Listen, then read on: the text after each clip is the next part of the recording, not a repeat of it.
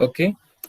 Now, having talked about Saussurean binary opposition, we shall go ahead with the structuralism and its social scientific emphasis. Now, we need to understand how Saussurean structuralism or linguistic structuralism was used in social sciences. Firstly, Louis Althusser's reading of Marx. He tried to understand Marxism, or he read Marx. In Althusser's reading of Marx, the relations of means and modes of material production are just like the infrastructure. Okay, the relations of means and modes of material production. Means means mediums. Okay, the for example, money is one of the means of buying something. So these means and modes, how the way material are produced, are compared with Saussurean infrastructure.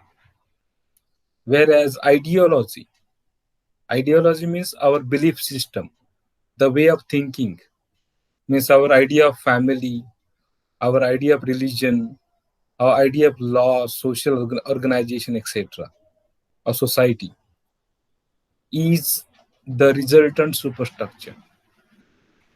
Okay, means all these ideas or this ideology results from the relations of means and modes of material production, which is called infrastructure.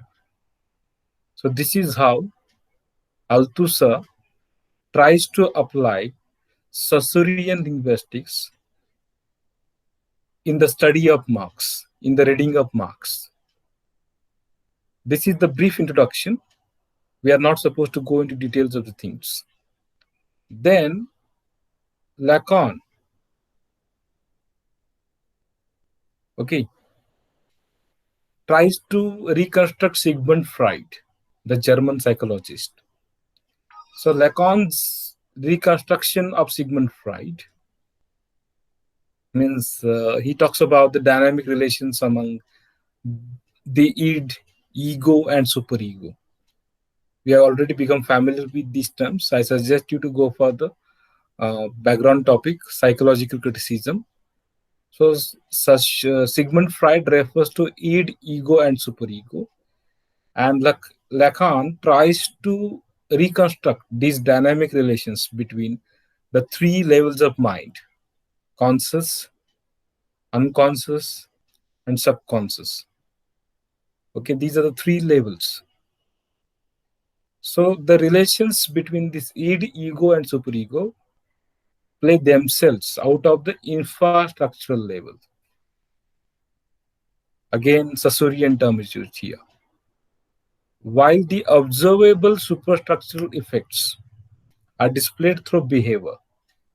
So the parole that we refers to a superstructure,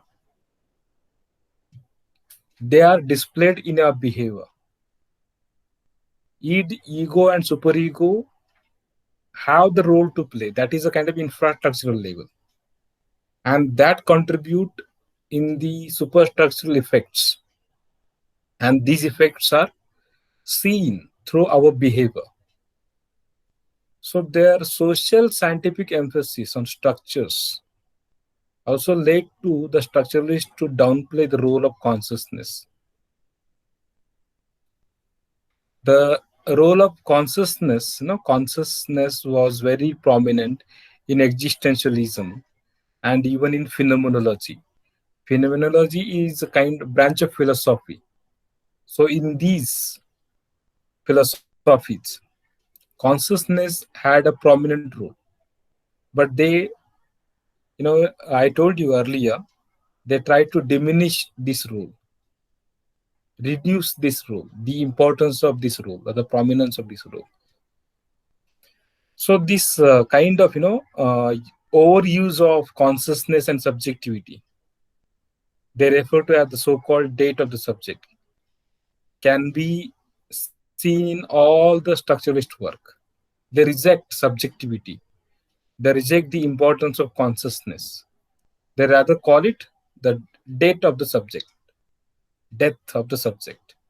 So this is how social scientists or social scientific emphasis on structure can be understood. In the next part of our lecture, I shall be talking about different contributors, including Levi-Strauss, Claude Levi-Strauss, and Louis Althusser, etc. Then we shall go ahead with post-structuralism.